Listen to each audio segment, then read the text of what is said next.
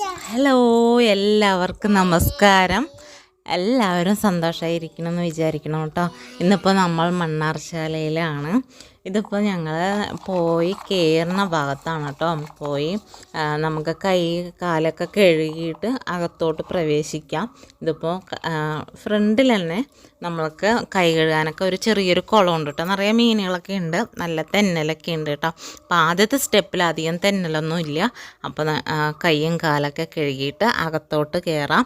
അതിൻ്റെ മുന്നായിട്ട് കയറുന്ന ആ ഭാഗത്ത് തന്നെ നമുക്ക് വഴിപാടുകൾ, എന്തൊക്കെ വഴിപാടുകൾ ഉണ്ടെങ്കിൽ അതൊക്കെ ചെയ്യാനുള്ള കൗണ്ടർ ഫ്രണ്ടിൽ തന്നെയുണ്ട് കേട്ടോ. പ്രധാന വഴിപാടായ നമ്മുടെ ഉരുളി കമത്തൽ, അത് പറഞ്ഞാൽ 5 വർഷമായിട്ട്, കല്യാണം കഴിഞ്ഞ് 5 വർഷമായിട്ട് കുഞ്ഞുങ്ങളില്ലാത്തവർ അവിടെ പോയ ഉരുളി കമത്തിയ കുഞ്ഞുങ്ങളുണ്ടാവും. അതൊരു വിശ്വാസം തന്നെയാണ്. പിന്നെ കുഞ്ഞൊക്കെ ജനിച്ച് കഴിഞ്ഞിട്ട് ഉരുളി നൂർത്താനും കൂടി പോകണം കേട്ടോ. അതൊരു ആചാരം തന്നെയാണ്. അങ്ങനെ ഒരുപാട് അനുഭവങ്ങൾ ഉണ്ടായിട്ടുണ്ട് കേട്ടോ ഈ ക്ഷേത്രത്തിൽ. അതുപോലെ തന്നെ പ്രധാനപ്പെട്ട ഒരു വഴിപാട് തന്നെയാണ് പാലും പഴവും. അത് പറഞ്ഞാൽ നമ്മുടെ ദേഹത്ത് വിഷാംശം തട്ടാതിരിക്കാൻ വേണ്ടിയിട്ടുള്ള വഴിപാടാണ് കേട്ടോ അത്. പിന്നെ അങ്ങനെ ഒത്തിരി ഉണ്ട് കേട്ടോ. പുറ്റും മുട്ടയും ഉണ്ട്, സർപ്പദോഷം മാറ്റാനുള്ള, അങ്ങനെ ഒത്തിരി ഉണ്ട് കേട്ടോ. അപ്പോൾ ഞാൻ എന്തായാലും ഒരു പുറ്റും മുട്ടയും മാത്രമുള്ളൊരു വഴിപാടാണ് കേട്ടോ ഞാൻ എടുത്തത്. അപ്പം അതും കൊണ്ട് ഞങ്ങൾ നേരെ ഉള്ളിലോട്ടാണ് പോയത്. ഇതാണ് കൗണ്ടർ കേട്ടോ, ഫ്രണ്ടിലുള്ള കൗണ്ടറാണ്. നല്ല തിരക്കാട്ടോ. അപ്പോൾ നമ്മൾ കയറി പോകണം. അവിടെ തന്നെ ഒരു ഫ്രണ്ട് വശത്തായിട്ട് നാഗലിംഗ പറഞ്ഞ ഒരു മരം കൂടി ഉണ്ട് കേട്ടോ. അതിൽ നിറയെ കായകളായിട്ട് നമ്മുടെ നാട്ടിലെ ഏറ്റവും ശിവക്ഷേത്രങ്ങളിലാണ് കൂടുതൽ ഈ മരങ്ങൾ കണ്ടുവരുന്നത് കേട്ടോ. ഇതെന്താ ശിവൻ്റെ രൂപമുള്ള ആ പൂവ് കണ്ടിട്ടാണ് തോന്നുന്നുണ്ട് കേട്ടോ. അതിങ്ങനെ നാഗലിംഗ എന്ന് പറയുന്നത്, അതിൽ ശിവൻ്റെയും കൂടെ ഉണ്ട്. അപ്പോൾ ഇത് ഈ ഫ്രണ്ട് വശം കേട്ടോ, എല്ലാവരും കണ്ടിട്ടുണ്ടാവും. ഇത് നിലവറ ഒരു ക്ഷേത്രത്തിലെ അമ്മ, നമ്മുടെ നാഗ അമ്മ ഇരിക്കണതാണ്. അത് സന്ദർശനത്തിന് വേണ്ടി ഇരിക്കണ അമ്മയാണ് കേട്ടോ. ഞങ്ങൾ അവിടെ ഒരു 9:30 ആകുമ്പോഴേക്ക് എത്തി കേട്ടോ. അപ്പോൾ ആലപ്പുഴ ജില്ലയിലെ ഏറ്റവും വലിയ കാവ്, അല്ലെങ്കിൽ ജൈവ വൈവിധ്യം നിറഞ്ഞ കാവ് എന്ന് വേണമെങ്കിൽ പറയാം കേട്ടോ. സർപ്പ മുത്തശ്ശന്മാരും കൂട്ടരും ഉണ്ടിറങ്ങുന്ന കാവ് കേട്ടോ. മുഖ്യ പൂജാരിയായ ഒരു അന്തർജനമാണ് കേട്ടോ. കേരളത്തിലെ ഏക സർപ്പക്ഷേത്രം. ഇത് കാണുന്നത് അപ്പുപ്പൻ കാവ് എന്ന് പറയും കേട്ടോ, ഈ സൈഡിൽ കാണുന്നത്. പിന്നെയുള്ളത് മണ്ണാർശാല ക്ഷേത്രത്തിലെ 30 ഏക്കറിൽ വടവൃക്ഷങ്ങളിൽ മഞ്ഞളിൻ്റെ ഗന്ധമുള്ള പുള്ളോമ്പാട്ടിൻ്റെ ക്ഷേത്ര പരിസരം കൂടിയാണ് കേട്ടോ. അപൂർവ സസ്യങ്ങളിൽ നിറഞ്ഞു നിൽക്കുന്ന കാവിൽ വള്ളിപ്പടർപ്പുകൾക്ക് പോലും സർപ്പരൂപമാണ് കേട്ടോ. ഉഗ്രസർപ്പങ്ങളെപ്പോലും ഈശ്വര സ്വരൂപമായി ആരാധിക്കുകയും ഇവിടുത്തെ മുഖ്യപ്രതിഷ്ഠ എന്ന് പറയുന്നത് ശിവസർപ്പവും വാസുകി സർപ്പയക്ഷി മുഖ്യപ്രതിഷ്ഠയായിട്ട് വരുന്നുണ്ട് കേട്ടോ. പിന്നെ നാഗരാജാവിൻ്റെ മറ്റൊരു പത്നിയാണ് നാഗയക്ഷി. സഹോദരി നാഗചാമുണ്ടിയാണ് കേട്ടോ. മറ്റു പ്രതിഷ്ഠകൾ കേട്ടോ. പിന്നെയുള്ളത് 30,000-ഓളം വരുന്നുണ്ട് നാഗപ്രതിമകൾ കേട്ടോ. നമ്മൾ നടക്കുമ്പോൾ ചുറ്റും നാഗപ്രതിഷ്ഠകൾ പോലെ നാഗപ്രതിമകൾ ഒരുപാടുണ്ട് കേട്ടോ. അതുപോലെ തന്നെ അവിടെയും ഇവിടെയായിട്ട് ചുറ്റുമുണ്ട് കേട്ടോ. പിന്നെയുള്ളത് അതിൻ്റെ തുലാമാസത്തിലെ ഒരു പ്രത്യേകതര ഭോജ്യണ ആയില്യം നാളിൽ വരുന്നത്. അതാണ് ഏറ്റവും മാസങ്ങളിലെ ഏറ്റവും തുലാമാസത്തിലാണ് കേട്ടോ വരുന്നത്. എല്ലാ മാസത്തിലും ആയില്യത്തിൽ ഒരു പ്രത്യേകത തന്നെയുണ്ട്. പിന്നെയുള്ളത് നിലവറയ്ക്കുള്ളിൽ പൂജ ചെയ്യാൻ പറ്റുന്നത് വർഷത്തിലൊരിക്കൽ മാത്രം, ശിവരാത്രി വരില്ല ആ സമയത്ത് മാത്രമാണ് കേട്ടോ അവിടെ പൂജ ചെയ്യാനുള്ള. ബാക്കി അവിടുത്തെ അമ്മയാണ് അത് ആ പൂജ ചെയ്യുള്ളൂ. അതാണ് ഏറ്റവും വലിയ പ്രത്യേകത തന്നെ കേട്ടോ. പിന്നെ ഞങ്ങൾ പോയപ്പോൾ അത്യാവശ്യം നല്ല തിരക്കുണ്ടായിരുന്നു. വണ്ടിയും കാറും ടൂറിസ്റ്റ് പോലെ ഇങ്ങനെ വന്നിട്ട് വലിയ ഇതിലൊക്കെ ആയിരുന്നു. പിന്നെ ഇവിടെ കാണുന്നതാണ് പിന്നെ ഒരു ആമക്കുളം. കുറേ കുഞ്ഞു ആമകളാണ് ഇതിൽ കാണാൻ പറ്റുന്നത് കേട്ടോ നമുക്ക്. അപ്പോൾ അവിടെ അന്നദാനം ഉണ്ട് കേട്ടോ. എല്ലാ ദിവസവും അന്നദാനം ഉണ്ട്. അപ്പോൾ എല്ലാ ദിവസവും 12 മണിക്ക് തുടങ്ങും. ഞായറാഴ്ച മാത്രം 11 മണിക്കേ തുടങ്ങുള്ളൂ കേട്ടോ. അപ്പോൾ ഞങ്ങൾ പോയ ദിവസം 12 മണിക്കായിരുന്നു. അപ്പോൾ ഞങ്ങൾ തൊഴലൊക്കെ കഴിഞ്ഞ് ഒരു 10:30 ആകുമ്പോഴേക്കും ഞങ്ങൾ തൊഴുതി ഇറങ്ങി. പിന്നെയും 12 മണി വരെ ഇരിക്കണ്ടേ പറഞ്ഞിട്ട് ഞങ്ങൾ കഴിക്കാൻ നിന്നില്ല കേട്ടോ. പിന്നെ ഇവിടെ വന്നിട്ട് കുറച്ച് പരിപാടിയൊക്കെ ഉണ്ട്. അപ്പോൾ ഞങ്ങളപ്പോൾ അവിടെയൊക്കെ ഒന്ന് നല്ലോണം തൊഴാൻ പറ്റി, കാണാൻ പറ്റി. ഞാൻ കുറേ വർഷങ്ങൾക്ക് മുന്നേ പോയതാട്ടോ. പിന്നെ ഞാൻ പോയിട്ടില്ല, ഒരു 10 വർഷത്തോളമായി. അപ്പോഴൊന്നും ഈ മതിൽ വീട് പോലത്തെ ഒന്നും അവിടെ ഉണ്ടായിരുന്നില്ല കേട്ടോ ഈ സൈഡിലൊക്കെ. അപ്പോൾ ഉണ്ണിയർക്കൊക്കെ അവിടെ ഭയങ്കരമായിട്ട് ഇഷ്ടമായി. കാരണം എടുക്കാനൊന്നാമതായിക്കില്ല ചെറുത്. അവിടെ ഒരു പൂഴി മണ്ണ് പോലെ അങ്ങനെ നല്ലോണം അങ്ങനെ ചവിട്ടി നടക്കണ ഒരു മണ്ണ് പോലെ. അപ്പോൾ കുട്ടികൾക്ക് സുഖമാണ് നടക്കാനൊക്കെ മണ്ണിൽ ഇങ്ങനെ കളിക്കാൻ വേണ്ടിയിട്ട്. അപ്പോൾ ഇതിലെ ഓരോ സൈഡിലും ഓരോ നമുക്ക് വീടുകൾ കാണാൻ പറ്റും. ഇവിടെ തന്നെ കുടുംബ വീടാണ് കേട്ടോ, ആരും വെളിയിലൊന്നും പോയി താമസിക്കണില്ല.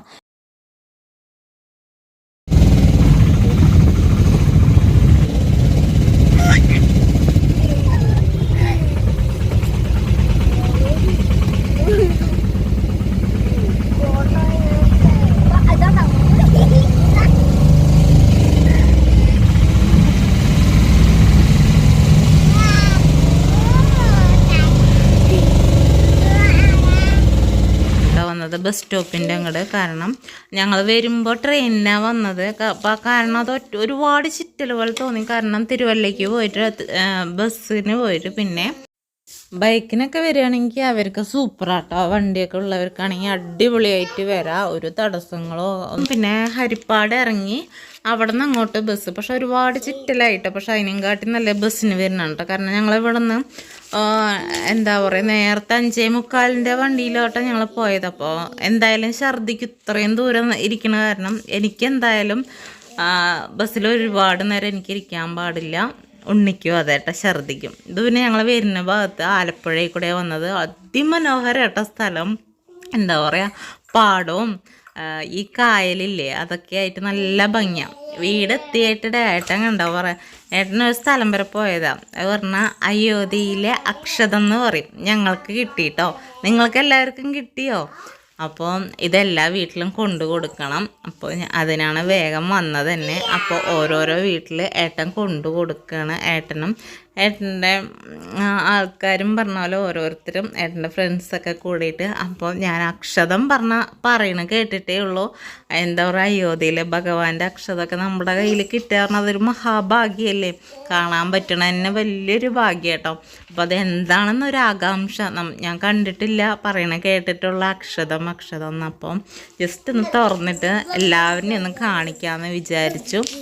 ഇതിൽ ഒരുപാട് പേർക്ക് കിട്ടാത്തവരുണ്ടാവില്ലേ, കിട്ടിയവരുണ്ടാവില്ലേ. അപ്പം കിട്ടാത്തവർ കേട്ടോ, കാണാത്തവരും ഉണ്ടെങ്കിൽ ഞാനപ്പോൾ വലിയ കാര്യത്തെ അതെന്താണെന്ന് അറിയാൻ വേണ്ടിയിട്ട് തുറന്ന് നോക്കിയതാണ്. ഏട്ടനപ്പോൾ വിളക്ക് വെച്ച സമയത്തൊക്കെയാണ് കേട്ടോ വന്നത് തന്നെ.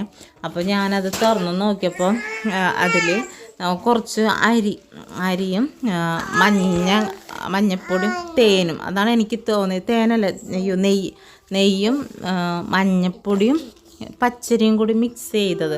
അതാണ് ഞാനൊന്ന് ചെറുതായിട്ടൊന്ന് കഴിച്ച് നോക്കിയിട്ടുണ്ടായിരുന്നു അതെന്താ ടേസ്റ്റ്. അപ്പോൾ എനിക്ക് അങ്ങനെയാണ് കേട്ടോ തോന്നിയത്. ഇതാണ് ഞങ്ങൾക്ക് കിട്ടിയത് അക്ഷതം കേട്ടോ. ഇതെല്ലാ വീടുകളിലും എത്തിക്കണം. എന്താ പറയുക, ഇതൊക്കെ ഒരു മഹാഭാഗ്യമായിട്ട് ഞാൻ കണക്ക് കൂട്ടുന്നതാണ് കേട്ടോ. നമുക്കിതെല്ലാപ്പോഴും എന്താ പറയുക, എന്തോ ഒരു ചൈതന്യം പോലെ എനിക്ക് തോന്നി. കാരണം പറയാൻ വാക്കുകളില്ല കേട്ടോ എനിക്ക്. അപ്പോൾ ഏട്ടൻ ഇതെല്ലാവിടെയും കൊണ്ടുകൊടുത്തു. അത് കാരണം വേഗം പോയിട്ട് വേഗം ഒന്നും കഴിക്കാനൊന്നും നിന്നില്ല കേട്ടോ. ക്ഷേത്രത്തിൽ ഉച്ചയായിട്ട് ഇത് പോകണമെന്ന് പറഞ്ഞിട്ട്. പിന്നെ വൈകിട്ടത്തേക്ക് ഞങ്ങൾ വന്നത് വേഗം ഞാൻ ചപ്പാത്തി ഉണ്ടാക്കി. ഇത് വേറെ ഒന്നുമല്ല, ഇതെന്താ പറയുക, നമ്മുടെ വഴുതിരിങ്ങയില്ലേ, വഴുതിരിങ്ങയും കൊണ്ട് ഒരു ചെറിയൊരു കറി, എന്താ പറയുക, സബോളയും തക്കാളിയൊക്കെ ഇട്ടിട്ട് ആടി. അപ്പോൾ ഈ അടിപൊളി ടേസ്റ്റ് ആട്ടോ ചപ്പാത്തീൻ്റെ ഒപ്പം. കാരണം ഉണ്ടാക്കി നോക്കാത്തവരൊന്നും ഉണ്ടാക്കി നോക്കാം. ഞാനതിൻ്റെ റെസിപ്പി പിന്നാലെ ഞാൻ ഇടാം കേട്ടോ. ഇഷ്ടപ്പെടും എല്ലാവർക്കും. അപ്പോൾ ഈ വഴുതിരിങ്ങ ഇഷ്ടപ്പെടാത്ത കുഞ്ഞുങ്ങളും വലിയവരും എല്ലാവരും ഉണ്ടാവില്ലേ. അപ്പോൾ അങ്ങനെയുള്ളവർക്ക് ഇത് പറ്റിയതാട്ടോ. പിന്നെ ഇത്തിരി വൈകുന്നേരമൊക്കെ ആയപ്പോൾ കണ്ടോ, നല്ല കാറ്റും മഴയും ഒത്തിരി വന്നു. അപ്പോൾ ഞാൻ അടിച്ചിട്ടിട്ട് ഇരുന്നതായിരുന്നു. അപ്പോൾ അത് ഒറ്റ കാറ്റിൽ തന്നെ ഇല മൊത്തം നിറഞ്ഞു കേട്ടോ മുറ്റത്തിൽ. അപ്പോൾ പിന്നെ നോക്കണു നല്ല മഴയും വരും. മഴ അങ്ങോട്ട് കൂടിക്കൂടി ഏട്ടനാണെങ്കിൽ ഇവിടെ ഇല്ലേനും. പിന്നെ വൈകുന്നേരം പിന്നെ എല്ലാവരും കൂടി ഒത്തുചേർന്ന് ഞാനൊരു സംഭവം കാണിച്ചു കേട്ടോ. അത് കണ്ടോ, മഴയത്തൊക്കെ പശു കിടന്ന് മേയണ് കണ്ടോ, അതൊരു സങ്കടം കേട്ടോ. പക്ഷെ അത് പെയ്തൊരു മഴയായിരുന്നു കേട്ടോ. ഈ അറ്റ വേനൽക്കാലത്ത് അല്ലെങ്കിൽ ഈ സമയത്തൊക്കെ നല്ല മഞ്ഞുകാലമായിരിക്കില്ലേ. അപ്പോൾ ഏട്ടൻ കൊണ്ടുവന്ന് ഞാൻ ഇതുവരെ ജീവിതത്തിൽ ഇതുവരെ ഈ സാധനം കഴിച്ചിട്ടില്ല കേട്ടോ. ഡ്രാഗൺ ഫ്രൂട്ട് എല്ലാവരും കഴിച്ചിട്ടുണ്ടാവുമോ? ഇല്ല അല്ലേ? കഴിക്കാത്തവർ ആരെങ്കിലുമൊക്കെ ഉണ്ടെങ്കിൽ ഒന്ന് പരീക്ഷിച്ച് വെറുതെ പൈസ കളയണ്ട കേട്ടോ. ഇതിന് ഒത്തിരി പൈസയാണെന്നൊക്കെ പറയണ കേട്ടിട്ടുണ്ടായിരുന്നു. പക്ഷെ ഞാൻ ഇതുവരെ കഴിച്ചിട്ടില്ല. അപ്പോൾ എന്തായാലും ആഗ്രഹങ്ങളൊക്കെ നമുക്ക് എന്താ പറയുക വെച്ച് നീട്ടാൻ പറ്റില്ലല്ലോ എന്ന് പറഞ്ഞിട്ട് ഒരാഗ്രഹത്തിന് ഏട്ടൻ ഒന്ന് മേടിച്ചിട്ട് ഒന്ന് ടേസ്റ്റ് ചെയ്ത് നോക്കാമെന്ന് പറഞ്ഞു. ഏട്ടനും കഴിച്ചിട്ടില്ല എന്ന് പറഞ്ഞു, പിള്ളേരും കഴിച്ചിട്ടില്ല എന്ന്. പിള്ളേരൊക്കെ തൊട്ട് നോക്കി ആദ്യമേ കാണുന്നതാട്ടോ. അപ്പോൾ അത് മുറിച്ചും കൂടി കാണിച്ചു തരാം കേട്ടോ. മുറിച്ച് കഴിച്ചു.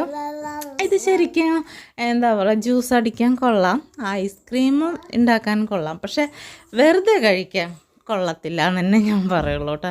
ശരിക്കും നമ്മുടെ എന്താ പറയുക ഓമക്കായൻ്റെ അത്ര പോലും ടേസ്റ്റ് ഇല്ല. ഞാൻ പറയുകയാണെങ്കിൽ വെറുതെ അതിന് ചിലപ്പോൾ ഒരുപാട് വൈറ്റമിനുകളൊക്കെ ധാരാളം അടങ്ങിയിട്ടുണ്ടാവാം. പിന്നെ ചെറിയ അതിൻ്റെ സീഡ്സൊക്കെ നമ്മുടെ കുരുകൾ ഇങ്ങനെ ഇട്ട് അത് ശരിക്കും അത് കടിക്കുമ്പോൾ നമ്മൾ കടുക് കടിക്കില്ലേ, ആ ഒരിതും മധുരമൊന്നും തീരെയില്ല. കാരണം ഇതിൻ്റെ വെള്ളയൊരു ഐറ്റംസ് ഉണ്ട്, അതിന് മധുരം തീരെയില്ല. ഇതിൻ്റെ ഡാർക്ക് കളർ ഇതാണ്, ഇത് നല്ല മധുരമാണെന്ന് പറഞ്ഞിട്ടാണ് ഈ കളർ മേടിച്ചത്. അപ്പം തീരെ മധുരമൊന്നുമില്ല. ഇതിലും ഭേദം നമ്മുടെ കപ്പളങ്ങയില്ലേ, കപ്പളങ്ങ ഓമയ്ക്ക എന്നൊക്കെ പപ്പായ എന്നൊക്കെ ഉള്ളത്, അതാണ് ഏറ്റവും ബെസ്റ്റ് കേട്ടോ. എനിക്കിത് തീരെ ഇഷ്ടമായില്ല, പിള്ളേർക്കും അതെ കേട്ടോ തീരെ ഇഷ്ടമായില്ല. ഞാൻ ഉണ്ണിയർക്ക് കൊടുത്തപ്പോൾ കാണാനൊക്കെ നല്ല അടിപൊളി ഭംഗി ആവാരം, പക്ഷെ ടേസ്റ്റ് കൊള്ളത്തില്ല കേട്ടോ. പക്ഷെ ഗുണങ്ങളൊക്കെ ഒത്തിരി ഉണ്ടാവും. അപ്പോൾ എല്ലാവരും കഴിച്ചിട്ട് ഉണ്ടാവാം. ഇത് ഒരെണ്ണത്തിന് 100 രൂപയോളം വരുന്നുണ്ട് കേട്ടോ. 99 90 എത്ര വരുന്നുണ്ട്. വെറുതെ പൈസ കളയുണ്ടാവും. എന്നാലും ഒരു ആഗ്രഹത്തിനൊന്ന് മേടിച്ച് നോക്കിയതാണ് കേട്ടോ, ടേസ്റ്റ് എങ്ങനെയുണ്ട് എന്നറിയാൻ വേണ്ടിയിട്ട്. എന്താ പറയുക, പക്ഷെ കൊള്ളത്തില്ല. കുഞ്ഞുങ്ങൾക്കും ആർക്കും ഇഷ്ടമായില്ല കേട്ടോ. അങ്ങനെ എന്താ പറയുക, നമ്മളിനിപ്പോൾ ദിവസം കഴിക്കാഞ്ഞിട്ടാണോ. ഇന്നത്തെ വീഡിയോ ഇത്രയേ ഉള്ളൂ. അപ്പോൾ സപ്പോർട്ട് ചെയ്യുക, ഷെയർ ചെയ്യുക, കമൻറ്റ് ചെയ്യുക. സബ്സ്ക്രൈബ് ചെയ്തിട്ടില്ലെങ്കിൽ പ്ലീസ് സബ്സ്ക്രൈബും കൂടി ചെയ്യുക കേട്ടോ.